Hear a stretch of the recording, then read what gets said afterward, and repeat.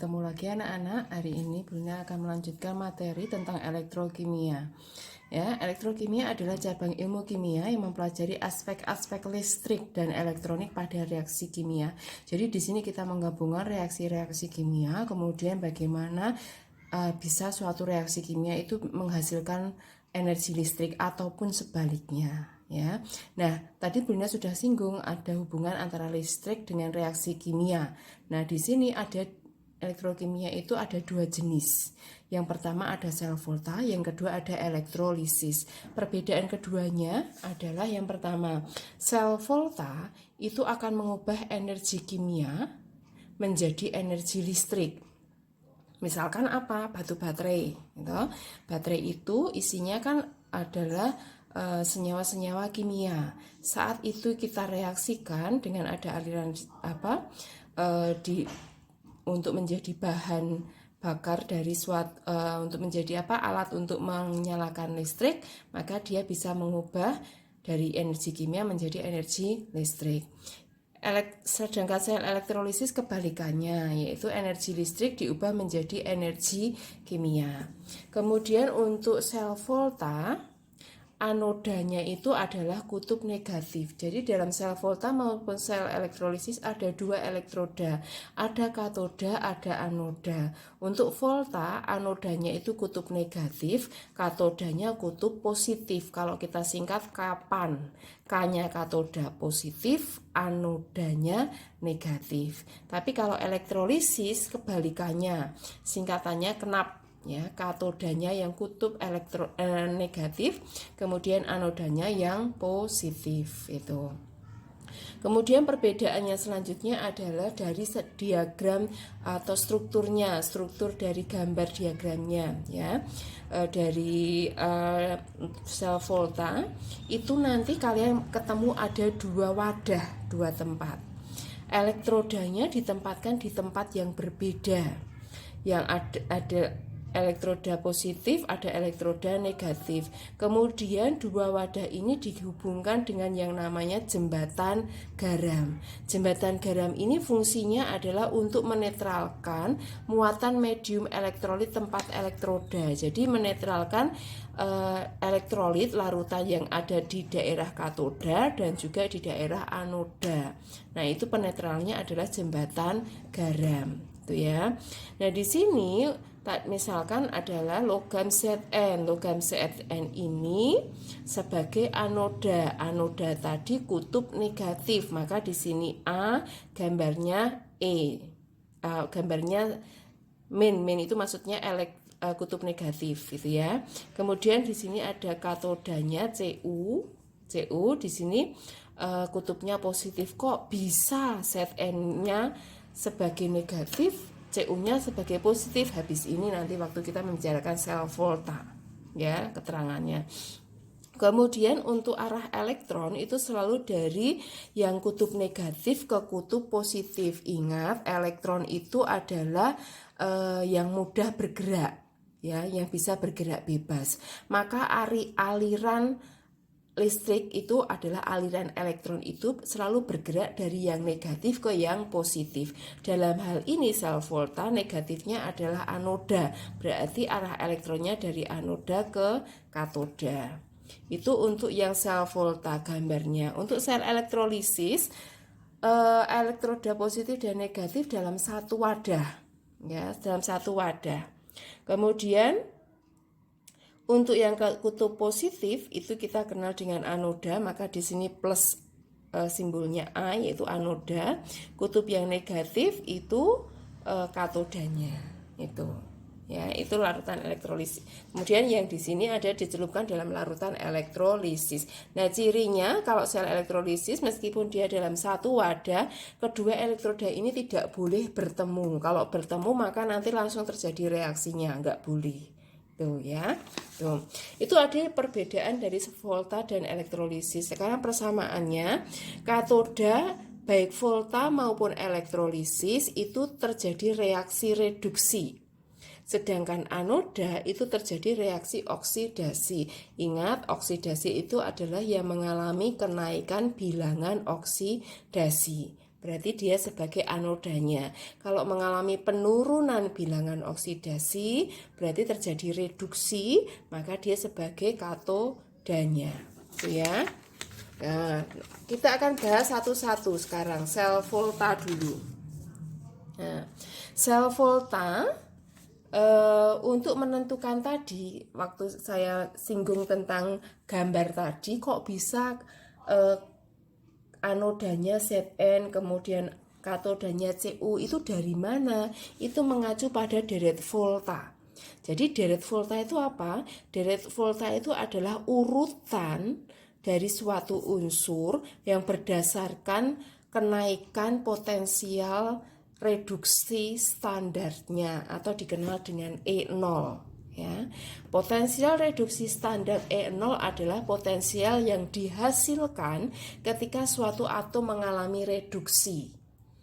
Jadi kalau suatu reaksi atau suatu atom itu bereaksi, dia akan menghasilkan adanya energi. Nah, energi ini yang dikenal dengan potensial. Potensial itu yang dikenal dengan potensial reduksi standar atau E0.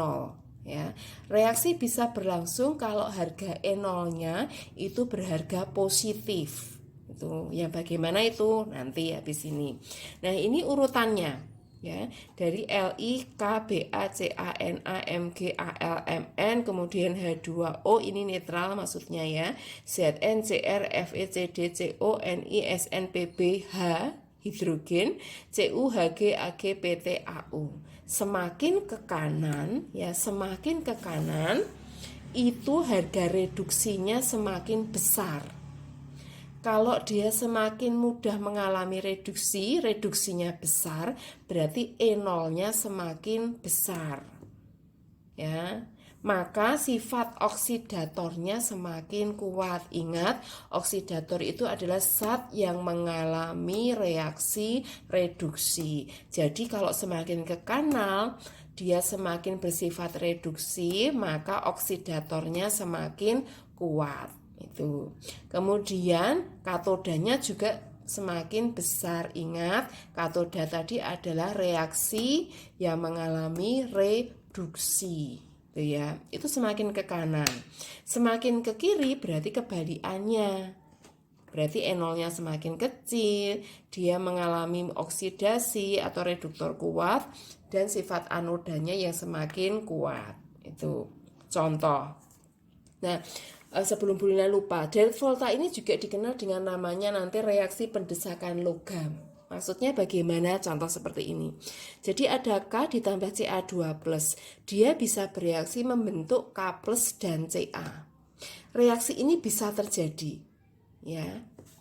Kenapa? Karena K berada di kiri Ca. Maka K dapat mereduksi Ca2+. Yang mana itu maksudnya? Diperhatikan di sini. K letaknya ini. Gitu. Kemudian Ca letaknya setelah K. Gitu. Artinya apa? K-nya ini di belakang Ca. Nah, karena K ini di belakang Ca, maka K ini bisa mendorong Ca untuk mengalami reaksi reduksi. Maka K dikatakan dapat mereduksi Ca. Nah, ini yang dimaksud dengan reaksi pendesakan logam. Bayangannya gini, kamu mau mendorong temanmu. Kalau kamu mau mendorong temanmu, nggak mungkin kamu berada di depannya temanmu. Pasti kamu berada di belakangnya temanmu. Sehingga kamu bisa mendorong temanmu. Sama dengan di sini. Ya, jadi logam K letaknya di belakang Ca. Sehingga Ca ini bisa didorong oleh Ca. Dia bisa mereduksi Ca. Itu. Tapi lain dengan reaksi kedua, Al ditambah Mg2+, dia tidak akan terjadi reaksi. Kenapa? Al-nya itu ternyata posisinya sebelah kanan dari Mg. Ya toh? Lah, yang mau didorong malah berada di belakangnya, kan nggak bisa. Harusnya kalau mau didorong ya Al-nya harusnya yang di belakang Mg-nya di depan kan gitu, tapi posisinya kan nggak seperti itu yang diminta. Yang diminta adalah Al ditambah Mg2+, gitu, ya. Tuh, maka di sini tidak terjadi reaksi. Itu. Jadi intinya di sini adalah yang ionnya itu harus letaknya lebih di depan daripada yang non ionnya. Itu ya. Kemudian yang berikutnya dalam cell volta itu tadi kita akan mengenal ada potensial standar E0. Dicari dari E0 reduksi dikurangi E0 oksidasi. Ingat, E0 reduksi tadi kalau dia semakin E0-nya semakin besar. Oksidasi berarti E0-nya semakin kecil. Berarti bisa kita tuliskan E sel adalah E0 yang besar dikurangi E0 yang kecil. Tuh ya. Tuh. Contohnya bagaimana nanti setelah ini sekalian ya. Kemudian ada istilah berikutnya notasi sel. Notasi sel ini adalah cara menyingkat reaksi, suatu reaksi. Ya, jadi notasi selnya seperti ini. Oksidasi, ruas kiri oksidasi, kemudian diberi garis dua ini maksudnya jembatan garamnya tadi. Ya, jadi oksidasi jembatan garam reduksi. Nah, oksidasi itu aturannya harus anoda, maksudnya logam dari anoda, kemudian ion dari anoda, terus yang di sini ion dari katoda, baru katodanya. Tuh ya. Tuh. Kemudian aliran elektron selalu, tadi saya sudah katakan, aliran elektron selalu dari negatif ke positif atau anoda ke katoda. Nah, contoh di sini. Sekarang kita gabungkan semuanya itu dalam satu contoh. Suatu sel volta tersusun dari elektroda Al3+ ditambah 3E menjadi Al, E0-nya sekian. Sn2+ plus 2E menjadi Sn, E0-nya sekian. Ingat, di sini plus 3 biloxnya ya. Untuk Al plus 3. Ini Al-nya 0. Berarti plus 3 ke 0 berarti mengalami reduksi. Sn2+ ini plus 2 biloxnya.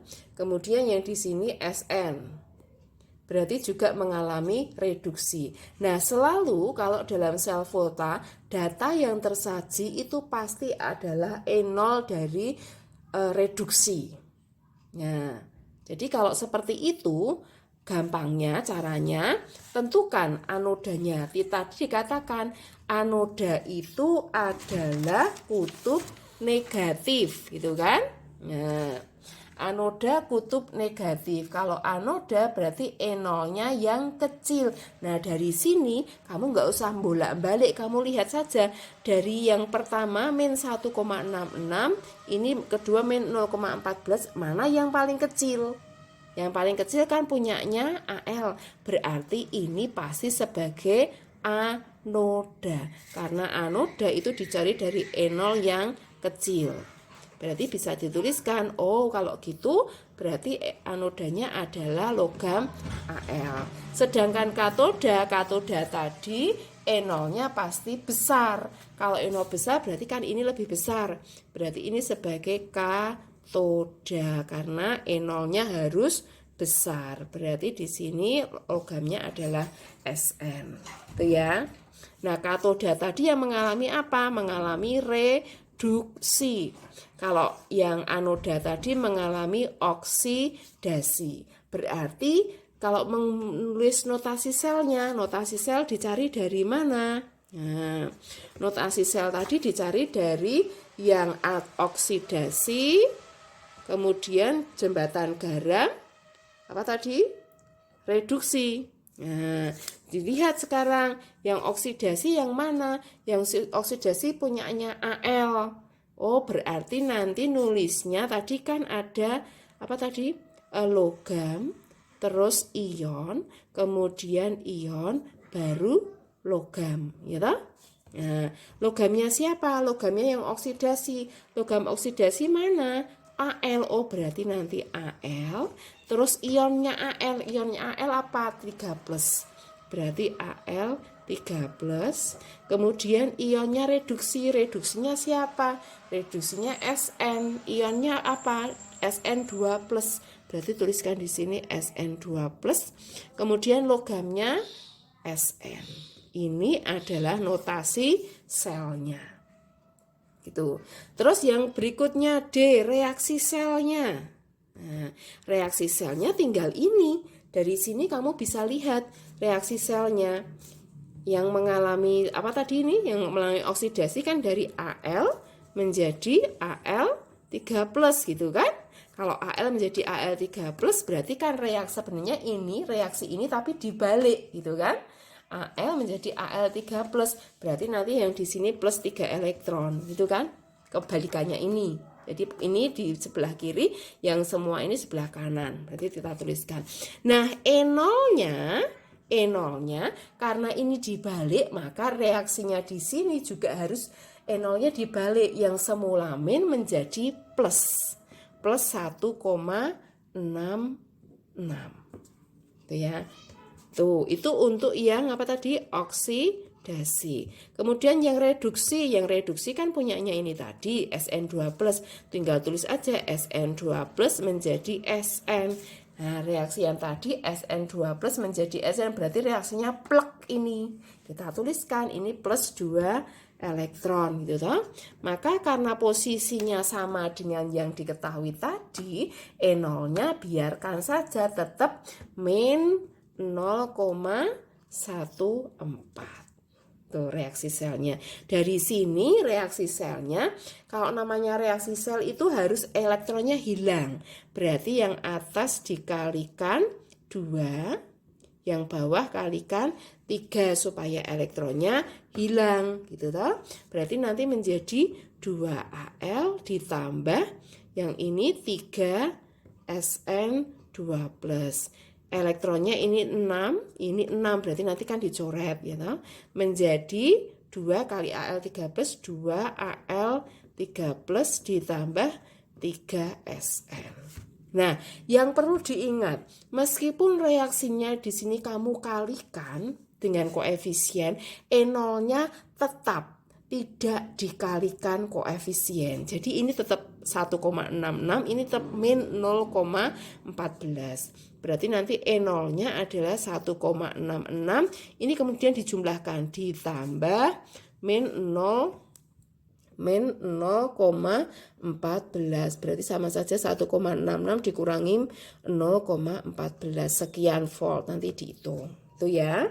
Itu untuk reaksi selnya. Jadi reaksi selnya ini reaksi selnya.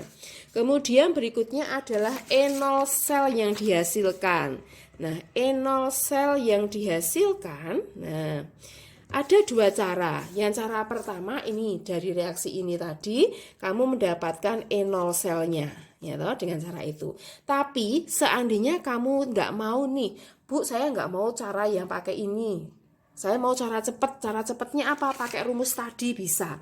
Rumus tadi E0 sel kan dicari dari apa tadi? E0 E besar dikurangi E kecil. Berarti di sini E0 sel E besar dikurangi E kecil, ya toh? Nah, yang besar tadi punya siapa? Nah, yang besar tadi yang mana? Yang besar tadi punyanya yang mana tadi? Yang besar ini kan min 0,14. Berarti nanti min 0,14 gitu kan? Dikurangi yang kecil. Yang kecil berapa? Ini. Nah, dikurangi min 1,66 volt gitu. Berarti sama saja min 0,14 ini dileburkan plus 1,66. Berarti hasilnya nanti pasti sama dengan yang di sini. Ya. Jadi ingat, kalau kamu pakai reaksi, maka reaksi di sini E0-nya harus menyesuaikan dengan dibolak-baliknya. Tapi kalau mau menggunakan rumus, nggak usah dibolak-balik. Jadi tinggal dicari E besar dikurangi E kecil. Kamu tinggal lihat mana yang besar, mana yang kecil. Tandanya biarkan saja tetap seperti itu. Itu ya, jangan sampai disamakan. Jadi biarkan seperti itu. Tinggal cari yang besar mana, kecil mana, dikurangkan. Ya, tuh. Kemudian gambar rangkaian sel voltanya. Nah, gambar rangkaian sel voltanya berarti nanti ada 2, gitu kan? Tuh. Kemudian ada jembatan garamnya, gitu kan? Terus ada dua elektroda. Ini dihubungkan dengan namanya arus listrik gitu kan. Terus nanti ada katoda, ada anoda. Ingat yang sel volta tadi ya. Sel volta tadi katodanya apa? Oh, katodanya kutub positif. Berarti di sini kutub positif, yang anoda kutub negatif gitu kan. Terus logamnya apa? Tadi kan sudah ditentukan. Katoda tadi logamnya apa? SNO, berarti ini logamnya SN. Sedangkan anoda logamnya ALO, berarti sini AL gitu kan. Nah, terus arah elektron ini kemudian ada larutan gitu kan. Nah, terus arah elektron dari mana? Ingat, elektron itu dari negatif ke positif. Berarti yang negatif kan ini arah elektron, berarti nanti dari kiri elektronnya pindah ke kanan. Gitu. Selesai. Itu gambar rangkaian sel voltanya. Oke. Terima kasih, selamat mempelajari. Nanti tinggal menyelesaikan tugasnya di Moodle.